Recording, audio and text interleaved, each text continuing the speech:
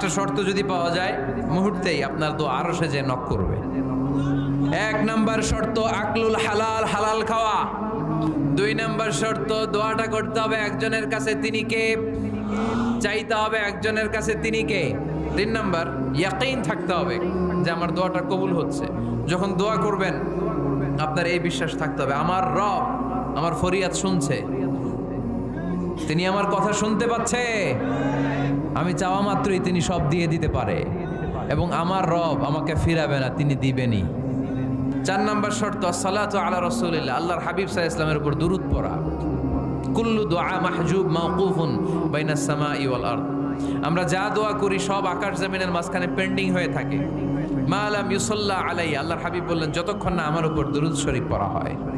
পাঁচ নাম্বার সর্বশেষ শর্ত হলো মুওয়াফাকাতুদ দুআ বিদ দাওয়াব, শুধু দোয়া